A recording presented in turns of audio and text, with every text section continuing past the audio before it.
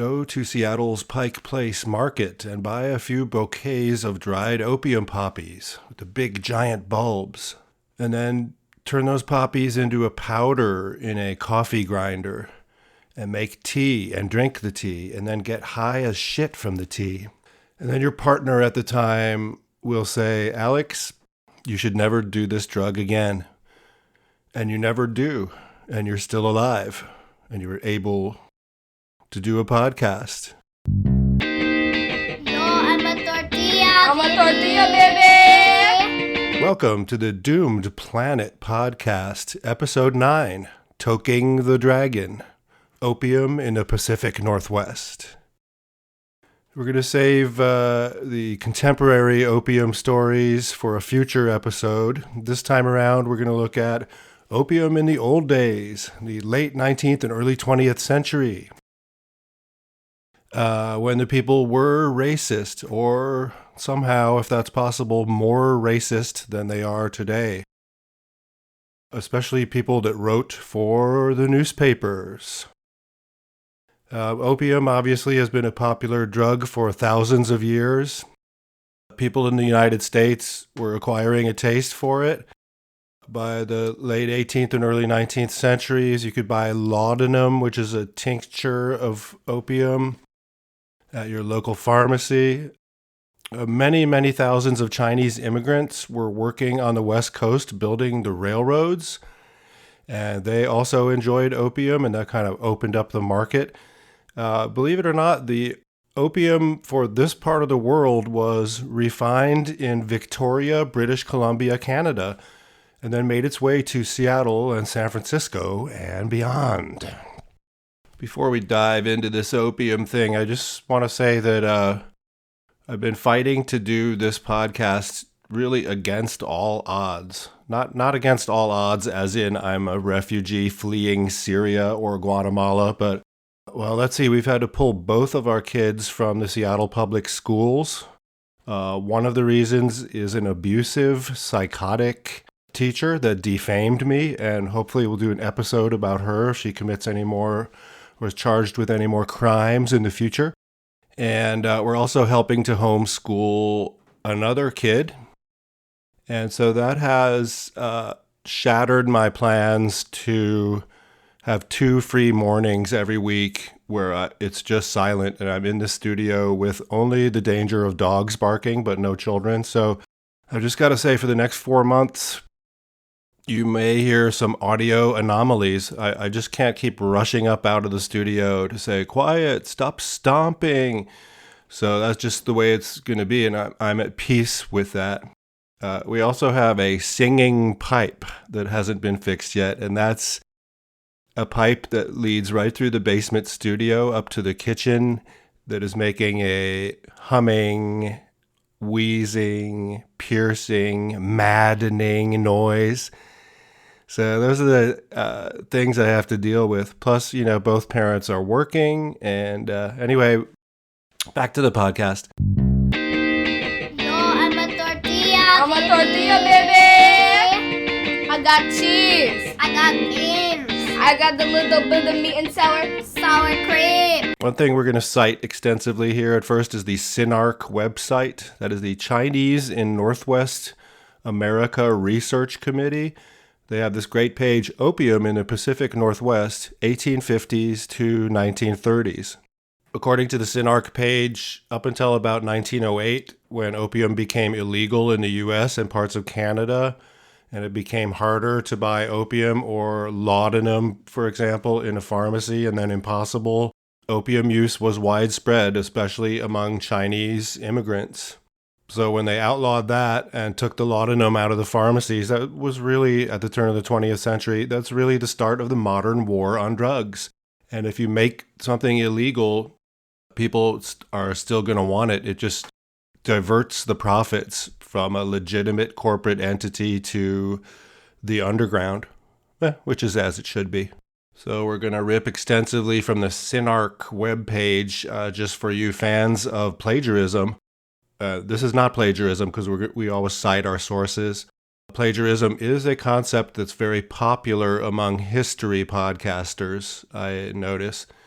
It's really a dumb mistake that has taken down many great journalists, most notably anti-Amazon / anti-Apple crusader Mike Daisy.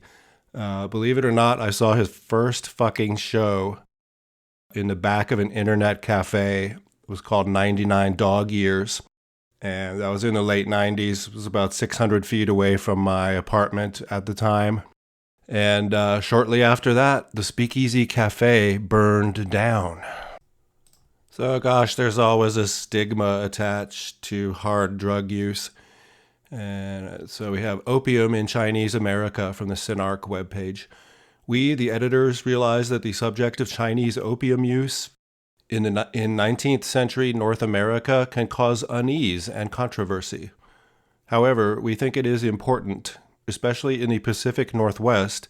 Many writers still treat opium smoking by Chinese as a moral and even ethnic issue, as if Chinese were somehow more guilty than other people of addiction to opiate drugs. Chinese American historians have tended to shy away from the subject entirely. Do they feel it somehow reflects badly on their culture or themselves? Must one keep quiet about one's predecessors' vices, in spite of the horrifying damage that was sometimes caused in order to validate one's cultural inheritance? We don't think so.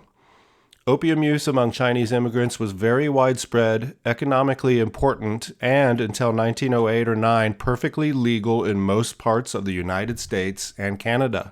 So, yeah, smokers of opium were not criminals or outcasts. They, for the large part, were Chinese immigrant laborers who just wanted to relax at the end of the day and make their lives more bearable and escape. And that's why human beings use intoxicating substances and always have and always will. I got coffee right here.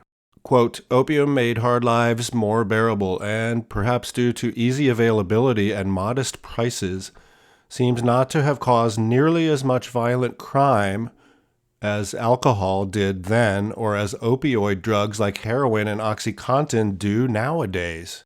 So it was a more innocent time, for sure. We certainly didn't have fucking 50,000 people a year overdosing and dying. So the Anglo-Indian opium monopoly, that's where Great Britain was growing some opium in India and then bringing it to China. That monopoly was broken by the late 19th century. We also had it growing in Egypt, Persia, which is now Iran, Turkey, and in China. The best Indian opium was refined in Hong Kong, where master refiners were the best in the world. So ancient Chinese secret, if you can forgive me for using that boomer TV advertising racist phrase. And now, advertising from our sponsor. How do you get shirts so clean, Mr. Lee? Ancient Chinese secret. So Victoria, British Columbia, Canada became the largest opium-making center outside of Asia. Quote, modern cruise ship passengers find Victoria to be charming, beautiful, and quite British. Few of them suspect that between 1860 and 1908 it was the opium capital of the New World. In fact, the largest opium refining center outside of Asia. There are some beautifully preserved old buildings in Victoria that stand to this day that started out as opium refining factories. The opium refining factories were owned and run by Chinese, but their main customers, quote, large-scale smugglers, were overwhelmingly white, and the industry generated a lot of tax money. And this is a thriving business in Victoria. There's a list of opium refining factories in Victoria 1860 to 1908, and there's well over a dozen factories. Boyan, Chusheng, Chengsheng, Fujian, Hip Lung and Company, King Tai Company, Kangwan Anlung and Company. There are 3 other opium towns in British Columbia, Canada: Vancouver, New Westminster, and Nanaimo. Okay, this is some good background. Again, we're cribbing from the Sinark webpage, from the Victoria Daily Colonist, May 8th, 1888. Apparently, 1882, the Yenwo and Wohang companies merged, and they bid successfully for the, quote, farm or legal monopoly of opium in Hong Kong. They started calling themselves the Sing-Wo Company. Thus, the two former rivals gained for themselves one of the most profitable commercial concessions in history: full economic control of the India-China opium trade, almost all of which originated in British India and passed through British Hong Kong before onward shipment to Chinese distributors, including here on the west coast of the United States. The happy state of affairs lasted only 4 years, however. In 1886, an entirely new syndicate, backed by wealthy Singaporeans, the Phuc Tuck Company, managed to outbid Sing-Wo for the Hong Kong monopoly. Sing-Wo was forced to leave Hong Kong and set up shop in the nearby Portuguese colony of Macau. The ousted firm was far from dead in spite of this. First, it was immensely rich. Selling drugs makes you rich, kids. Second, it owned all of the top opium brands, Phuc Lung and Lei Yen, as well as Hop Lung and Wah Hing. So believe it or not, there was marketing and branding with these opium companies. And you're like, oh yeah, I got the Hop Lung. That's right, from Hong Kong. That's the good stuff. Priscilla Weggers of the Asian American Comparative Collection at the University of Idaho was one of the first researchers to recognize the importance of brand consciousness in the North American opium trade. She's able to show that smokers were loyal to Phuc Lung and Lei Yen in spite of the higher price for many decades. Cans of these high prestige brands were often reused, and that of a major lower price competitor. So the opium was shipped in a standardized can. They were branded with more Chinese characters than what we would consider a modern logo. But you absolutely... and there's all these mining camps where Chinese worked that have been excavated as of late, and they yield large numbers of opium cans, especially the Lei Yen and Phuc Long brands. So I guess the anti-drug myth of the pusher, come on, try it. That is partially true because, it's a seller's market, but on the other hand, the seller is trying to distinguish themselves from competitors with branding. Try it. I'm a person. They're gonna kill us all. I wish I was shorter because they like people that are tall. Okay, to quote from Sinark, opium cans or tins. The size of opium cans was standardized.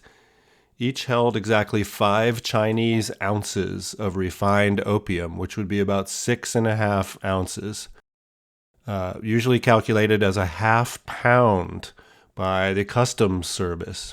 The wholesale price would be $6.80 for the stuff made in Victoria to $9 for the Hong Kong shit. And again, remnants of these cans many are well preserved, and they're common at archaeological sites where Chinese North Americans lived, in mining districts, urban Chinatowns. Oh, the world of drugs is so sordid. So there's fake opium brands, and what they would do there is get tins that had already been used that had contained the hot popular brands, and they put some shit opium in there, and then they resell it as the good stuff. Okay, and then you actually had counterfeit opium where manufacturers were actually manufacturing the fake cans and the branding of other companies and trying to sell their shit opium as the Hong Kong stuff. Counterfeiting-wise, they say here, it's worth noting that the repackaged Turkish opium was harsh tasting because of its high morphine content. It was easily identified by experienced smokers called in to give their opinions in court. There was a court case in San Francisco about some counterfeit opium funny business. Although perhaps a bit groggy after smoking so much so quickly, Mun Tong proved to be right in 15 out of 16 cases. Clearly, just repackaging high morphine Turkish opium was not enough to fool anyone except perhaps desperate addicts in places like Hawaii, where opium was banned. In 1908, W. L. Mackenzie King, Deputy Minister of Labor and a future Prime Minister of Canada, traveled to Vancouver to study the opium business. He went in response to the fact that two of those making claims for reparations after Vancouver's anti-Asian riots of the previous year were opium manufacturers. The Canadian government had for several decades collected major revenues from imports of raw opium and indirectly even more taxes from allowing refined opium to be smuggled into the U.S. The Prime Minister was shocked that any of this was happening. Quote, indignation mounted during and after Mackenzie King's investigation. The Canadian Parliament outlawed the opium trade that very same year. So the opium producers were asking for reparations after they got fucked over during Vancouver's anti-Asian riots. Then the Prime Minister came to visit, and then they outlawed the trade. But I think if you outlaw the drugs become more lucrative. Again, before we get to racist, old-timey newspapers we've been cribbing from the synarch.org website, not at all shocked, the Governor General's wife visits a BC opium factory. Lady Ishbel Gordon Aberdeen, intellectual, social reformer, and wife of the Governor General, visited Victoria with her husband, the Earl of Aberdeen, in 1895. She and the Earl already knew a good deal about British Columbia, having owned a ranch in the Okanagan Valley for a number of years. On the agenda for their time in Victoria was a tour of Chinatown and of an opium factory, the old and well-known Tai Yen and Company at the corner of Cormorant and Government Streets. They show a business card for Tai Yen and Company. It's funny, it's spelled Tai Yun, Y-U-N-E, on the card. Tai Yun and Company, wholesale and commission merchants, importers and dealers in sugar, rice, tea, opium, groceries, and provisions. Gee, I wonder which of those commodities is the most profitable. Government and Cormorant Streets, Victoria, British Columbia. There's a story in The Coast magazine in 1907 about an opium smuggler who was able to retire because he found discarded cans of opium in the Puget Sound in a certain area where smugglers were always ditching their opium if they were going to get caught by customs. It's got to be bullshit. I can't imagine that these opium tins could survive for long in that salty ocean water. It's a fun story, though. One thing that's great about marijuana, aside from the fact that it's not a narcotic, is that if you can just light it up and smoke it or do other stuff. But with opium, it's very complex. You need all this gear, and I guess that's why you have an opium den with the guy that comes around and fixes your pipe and whatnot so you can chase the dragon. You need an opium lamp, an opium box, a sponge, an opium needle, an opium tin, a pipe bowl scraper. You need your opium pipe, an ash container, a lamp wick scissors, a headrest, a pipe bowl rack, and a pipe bowl. So just like bongs with skulls on them or Grateful Dead signage were popular for a time, opium pipe bowls were a thing. And they showed immigrants' middle-class values. North American Chinese, who were not poor by the standards of Chinese in China, could afford good opium and good pipes to smoke it with. Bowls for opium pipes have been found at these excavations, again, in Idaho, Montana, Nevada, British Columbia. Most are made from dark buff, red, brown, or gray stoneware clays, similar to those used for the famous purple sandware of Yixing in Jiangsu province in China. Such clays with good insulating properties and excellent thermal shock resistance were traditionally seen by the Chinese as being especially well suited for making teapots, and in the 19th century, bowls for opium. Then, of course, you have connoisseur pipe bowls, high-end opium pipe bowls that have maker's marks on them, other Chinese characters. The most sought after of all Yixing pipe bowl makers was Zheng Ming. So if you could get one of those, you would be in good shape.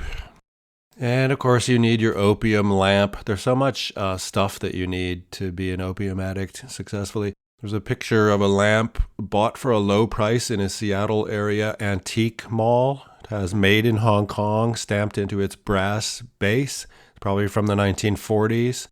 Of course, the real purpose of opium is to get white women in trouble with this, quote, typically Chinese vice. Emily Wharton, a highly intelligent 20-year-old who had been an addict for 4 years and a prostitute for somewhat longer, testified to the Royal Commission on Chinese Immigration in 1885. The questioner: I do not want to be offensive, but you are what is called a fast woman? I am, but you would be greatly mistaken if you imagine that all the women who come here to smoke are of that character. Are women of your class generally addicted to opium smoking? No, they are more addicted to drink, and drink does them more harm. You have for 4 years been accustomed to go to opium dens such as this. How have you been treated by the Chinamen whom you have met in such places? They never interfered with me in the least, waking or sleeping. One act of rudeness from a Chinaman I have never experienced. In that respect, they are far superior to white men. But I have known Chinamen who are not opium smokers, and I believe that they are far more certain not to offend or molest a woman than white men, especially white men with a glass in. That's a great phrase. I guess that means you're in your cups if you have a glass in. Turning point, the 1909 Shanghai Conference. The international conference held in Shanghai in February 1909 was heralded as, and may have really been, the single most important event in the history of efforts to ban the international trade in opium.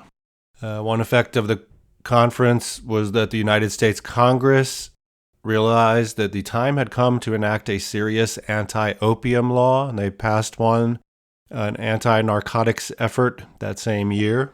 And so then we get the start of the war on drugs in its early phases and the anti-drug propaganda. There's a book that came out in 1907, From Opium Fiend to Preacher, by A.P. Kurmbach. And it just one of those sobriety memoirs, How I Got Clean, and it's horribly written. It's stupid. Okay, so thank you to the Chinese in Northwest America Research Committee for their excellent page on opium in the Northwest. Synarch.org. Yo, I'm a tortilla. I'm a tortilla, baby. I got cheese. I got beans. I got the little bit of meat and Sour cream. For a time, Charlie Louis, Chinese merchant of Seattle, was the opium king around these parts. Many of the racist old-time newspapers anglicize his name, so they're spelling it L-O-O-E-Y. Salt Lake Tribune, March 8, 1913. Salt Lake said to be in opium ring. Customs agents arrest members of gang in Portland, one a woman. We have John Rogers was arrested, Charlie Louis, a prominent Chinese merchant, and a young married woman who gave her name as Marion Bergman, which the Seattle customs agents say is an alias, were arrested. They searched Louis' office, Ralston's room, and the apartments occupied by the Bergman woman and her husband, who was ignorant of her activities. Correspondence and appliances for handling opium were found. Louis, the Chinaman, is accused by the authorities of being the directing agent for the Pacific Northwest in a ring that spanned to San Francisco, Portland, Tacoma, Spokane, Butte, Salt Lake City, Chicago, and New York. The Charlie Louis bust was all over the national papers. In the San Francisco Call, March 8, 1913, evidence of opium ring in San Francisco found. Search of home of Seattle Chinese under arrest reveals correspondence. And that's about Louis and his cohorts. There's another little article tucked under this one. Opium Den in Mansion, Los Angeles, March 7th. The home of Captain Alfred Larson, millionaire oil operator, was the scene of a sensational raid by the police, as a result of which Chung Moy, a Chinese cook, and Miss Penny Earle, a young American woman, were in the custody today of the city authorities, who also confiscated a large quantity of opium. Captain Larson, accompanied by his family, is now on a tour of Europe. He had left his residence in a fashionable district in charge of servants, one of whom was Moy. It was alleged that Moy utilized the house as an opium den. Quantities of opium were found in the quarters occupied by Moy and in the apartments of the young woman in a downtown hotel. Alleged confessions by the prisoners implicated several other persons and revealed the cache of hundreds of tins of opium. So this rich oil millionaire guy goes on vacation, and his Chinese houseboy turns the property into a massive opium smuggling ring, dealing in hundreds of tins of opium. And of course, there's a white woman involved, being corrupted by the Chinamen. We'll be right back after this message. If man continues to let pollution go unchecked, all of us, even creatures in the most faraway forests, will one day feel its effects. So for all living things on this earth, Texaco would like to announce our plans concerning the environment. If you'd all gather round, we'd like to talk with you.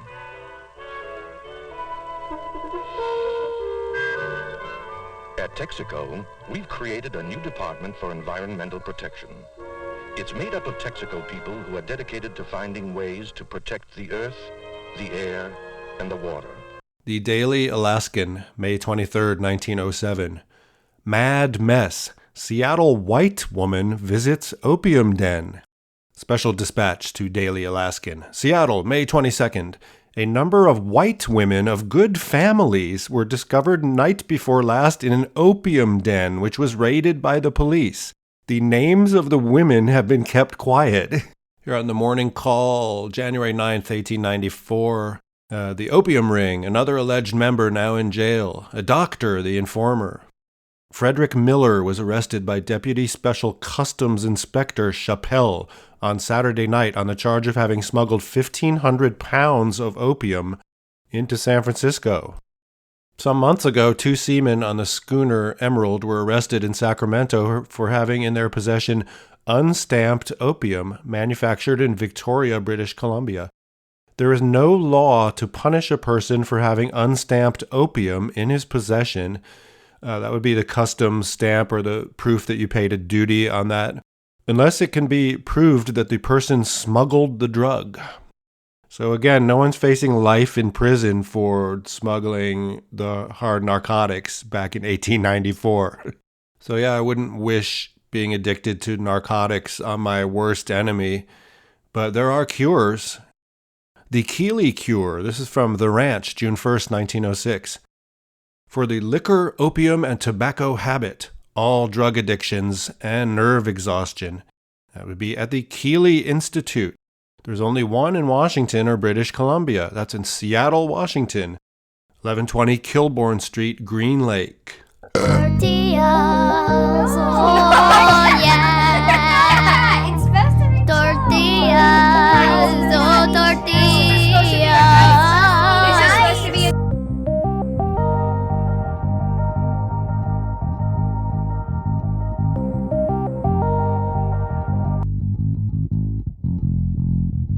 The Keeley Cure was widely popular in the 1890s.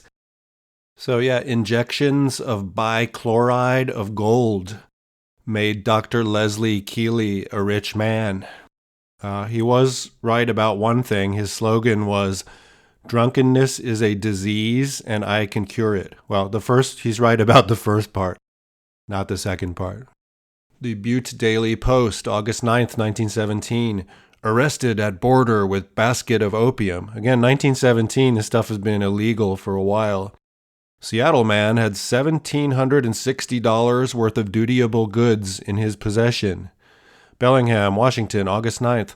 Charles C. Heltsley of Seattle was arrested early this morning by county officers near the international boundary line, carrying a market basket containing 24 cans of opium.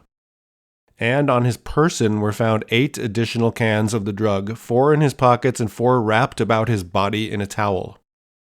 According to authorities, Heltsley confessed that he had been engaged in opium traffic between Vancouver, BC, and Seattle since last June, and that he had smuggled 92 cans of the stuff valued at $5,060. Heltsley was armed, but offered no resistance to arrest. The Logan Republican, May 20th, 1913, smuggling of opium. Seattle, Washington, John A. Ralston, a 70-year-old man arrested in Portland on opium smuggling charges, testified at his trial yesterday to the wholesale traffic in opium in the Pacific Northwest. Guess who the ringleader was? Charlie Louie. Here they have also anglicized his name. It's spelled Louie. I like the Seattle Star. It's got this... It reeks of tabloid sleaze. June 29th, 1911, opium ring in Seattle. Wholesale smuggling so successful that the price of forbidden drug drops to half the normal rate here.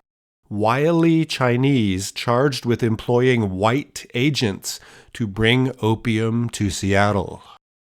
Which sort of was the MO. You get the Chinese are importing and refining the stuff in Canada.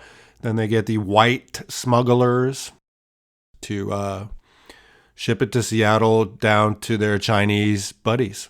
There's an incredible full-page, lavishly illustrated feature in the Charlevoix County Herald, April 16th, 1910.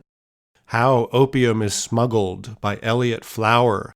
Tells the story of a young college man who is able to buy some opium in Canada and then smuggle it to Chicago. Quote, one day the college man ambled into a Chinese store on South Clark Street in Chicago and offered to sell some opium.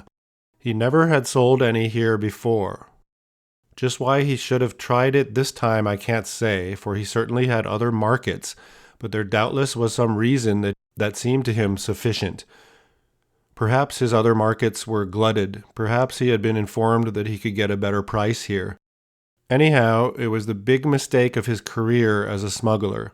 The Chinaman dickered with him, found out all he could, and told him to come back in an hour. This particular Chinaman was not in the business of buying or selling contraband opium. Furthermore, a Chinaman who is not in the business occasionally finds much advantage in being on the side of the government. He might not have betrayed another Chinaman, but he had no scruples in the case of a white man. No wanty, said the Chink when the college man returned. So we're done reading that charming tale. The invaluable resource that is historylink.org has a page about pharmacy in Washington, the retail business. The first pharmacies in Washington Territory opened in the 1850s.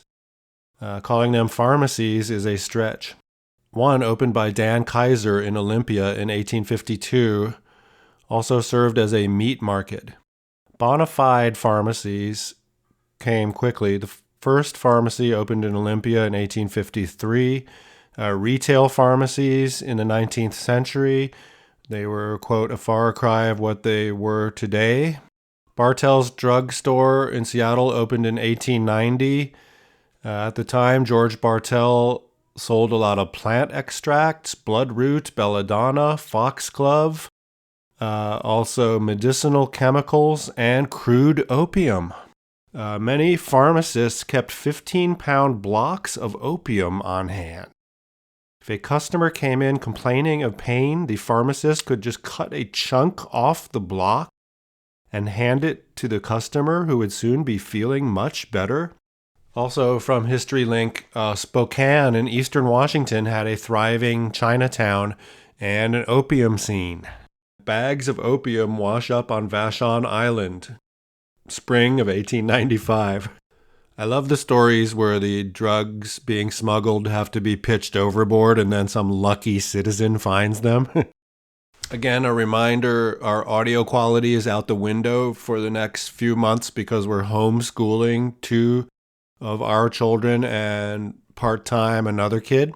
I'm zen with it now. If they're making noise up there, it's fine. In fact, in a few minutes, I have to go up and mind them and cook them some food. The Spokane Press, December 30th, 1902. A visit to one of Spokane's opium joints. A press reporter raided a Chinese opium joint last night and surprised two people hitting the pipe. Two more enjoying pipe delusions, and the boss of the outfit, who was inclined to have a fit when he was outmaneuvered and a stranger admitted. This particular joint is located in a small room back of a Chinese merchandise store at Front and Mill Street. Knocking gently at the door, the reporter stepped back into the darkness. Soon the door was opened cautiously by a pinch-faced Mongolian who, seeing no one... So, I'm not going to keep reading that, but you get the idea. Were there ever any letters to the editor published back in the 1890s, in the turn of the century, calling out that kind of filthy, disgusting language? It's unreal. Did not one good citizen read that and say, who is this writer and how dare they use this sort of demeaning, racist language? So yeah, the Spokane connection. This is the Daily Morning Astorian. January 17th, 1894. $15,000 worth of opium captured. Spokane, January 16th. An opium smuggler doing business on an extensive scale was arrested today and $15,000 worth of opium captured. The prisoner gave the name of S.B. Davis, but admits it is not his true name. His actions excited the suspicions of two baggage men at the Union Depot. 4 trunks were seized. 1,000 pounds of opium. I think someone should do a movie about opium smuggler Jay Rowlance. Under arrest in Spokane on a serious charge. The Palestine Daily Herald, August 21st, 1908. Jay Rowlance, known under a half-score of aliases from British Columbia to Mexico and from Puget Sound to the Dakotas, is under arrest in Spokane, charged with smuggling opium into this country from Victoria. He was located here by Stuart Nutter, Inspector of Customs at Danville, Washington, who followed Rowlance through Alberta, British Columbia, Washington, Idaho, and Oregon. They found 132 1 to 2 pound cans of contraband opium. He's also wanted for smuggling a consignment of opium down the Columbia River. This is a great, American Western adventure tale.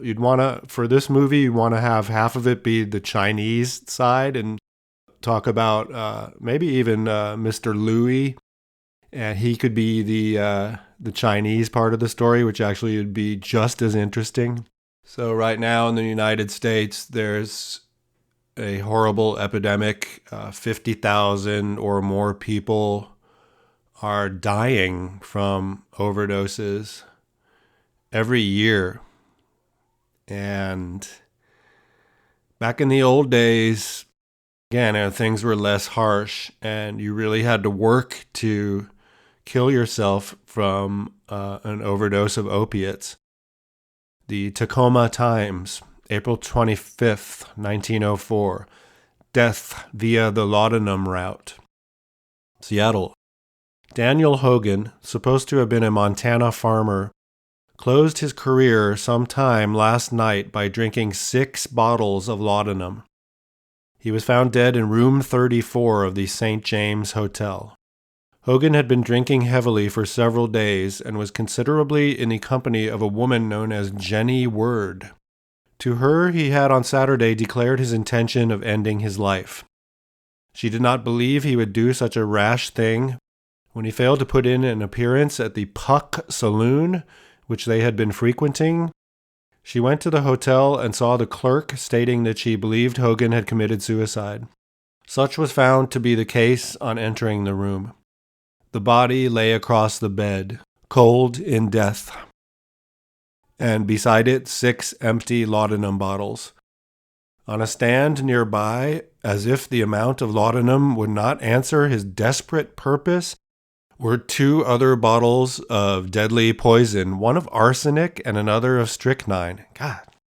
Yeah, it's a good way to go. You are zonked out and you go into a peaceful dream, and then you die of respiratory failure and some such. Obviously, I'm very against the death penalty, but I don't understand. There's this problem where certain states are not able to get lethal injection drugs. They're unavailable for various reasons, legal and otherwise. And it's like, if you're going to put a prisoner to death, just give him the fucking fentanyl. Like, oh, well, he'll enjoy that too much. Yeah, but you're killing the person. So come on. Here's one from over 120 years ago. The Record Union, August 1st, 1899. Suicided with laudanum. Seattle, July 31st. The body of Jesse Cowles of St. Paul, Minnesota, was found in the GAR cemetery this morning. He had committed suicide with laudanum. Cowles was about 30 years old and came to the city about 2 weeks ago. His failure to secure employment is assigned as the cause of his suicide. So you come to Seattle and you don't get a job immediately, and 2 weeks later you kill yourself? Boy. There's a dumb description of Opium, the Opium Trip, from the Daybook, September 11th, 1913. A white opium user may start by taking laudanum as medicine. As the habit grows on him, he increases the dose until at last he can swallow it as a drink. Under its influence, not only is pain deadened, but a sense of intense interest is awakened in him. Every concern in his life is displaced for the time by that interest. And if your interest is music, this is going to work great for you, and you'll be able to produce some great art for a limited time before that backfires. There are some Seattle stories about that we will talk about eventually. A crowd of thoughts arrive, bringing a succession of splendid ideas, and up he ascends, as if to take a seat on a cloud where he can serenadely look down on this poor mundane sphere, feeling himself quite above its fussy littleness. After the effect has passed off, it is succeeded by a sense of horrible vacancy, which causes a restlessness that nothing can relieve but more laudanum, or by opium itself, in the form of pills, instead of its laudanum extract. As a great American philosopher once said, and I'm paraphrasing here, when you're high, you never ever want to come down. Okay, this one is too good to be true, and we are wrapping up our a deep dive into old-timey racist newspaper stories about opium. The Daily Alaskan, October 17th, 1907. By laudanum death route. Divorced wife of, quote, Swiftwater Bill Gates takes poison in despondent fit in Seattle. Kitty Gates, the third divorced wife of Swiftwater Bill Gates, attempted to commit suicide in her home in this city yesterday afternoon. The woman took laudanum and is in a precarious condition at the Providence Hospital in this city. Her act is attributed to despondency. So I think it was well known that you could kill yourself by drinking a bunch of laudanum. So there are worse ways to go. But remember, if you don't succeed in killing yourself and you wake up, the first thing you're going to want is more laudanum, and that will end badly. So, you have opium use among Chinese immigrants. You have opium use among the, quote, whites, many times in the form of laudanum. That was more socially acceptable, and I think it was widely available. Here's the Evening Journal, July 9th, 1901.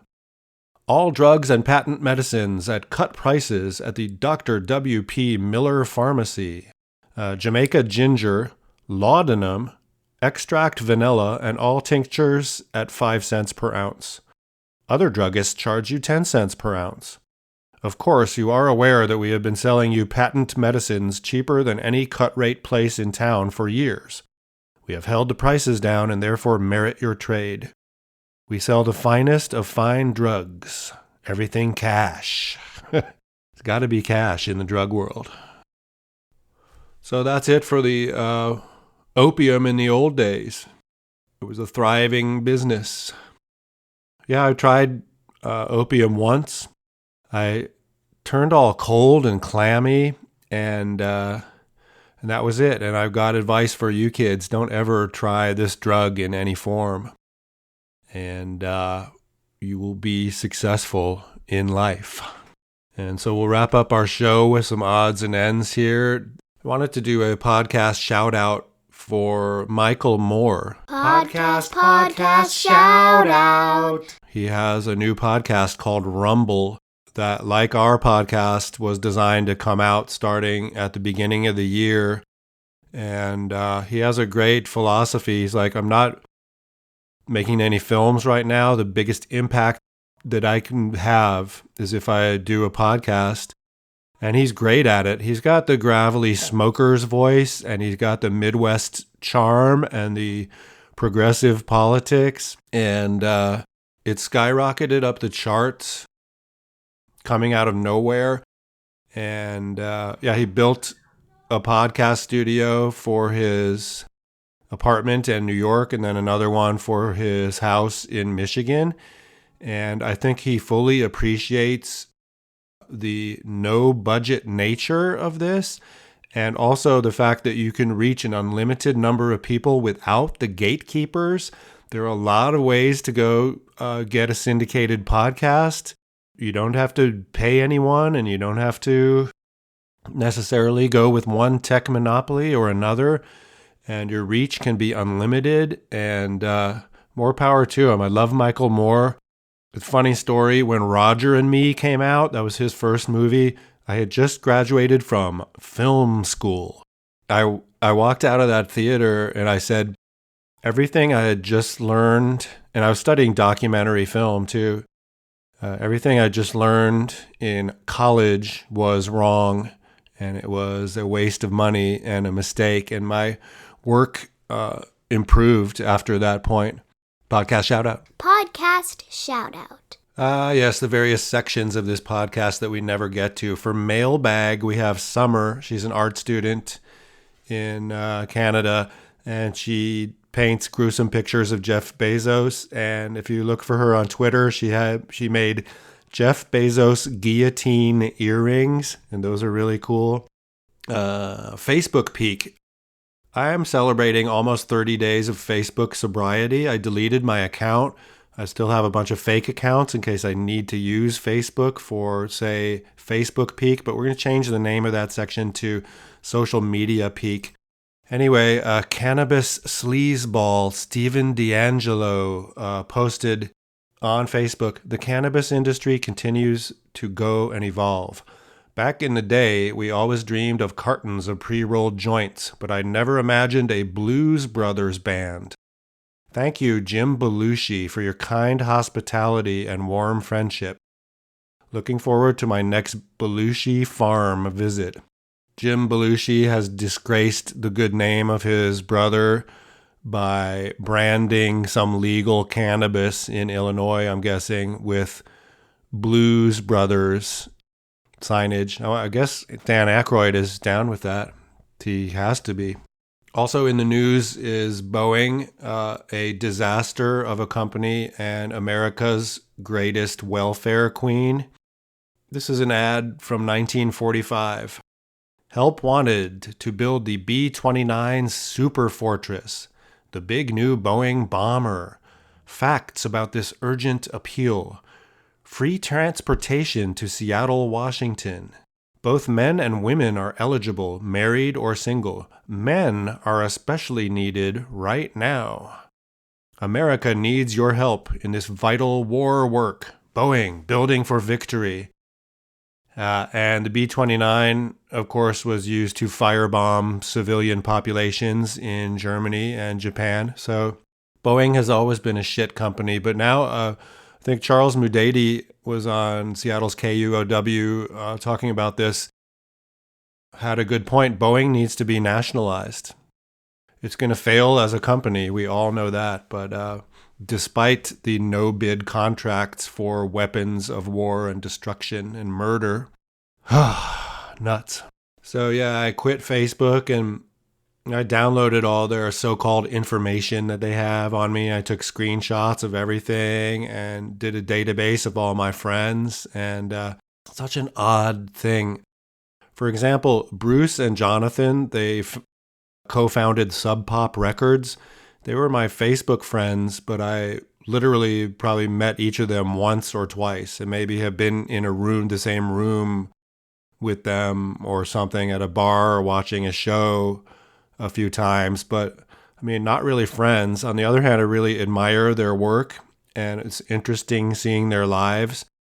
Jonathan is more private. Bruce is out there with his second wife, who's a electronica DJ, traveling the world and hanging out on San Juan Island. And it's sort of a relief to not be friends with them because it's voyeuristically weird and odd.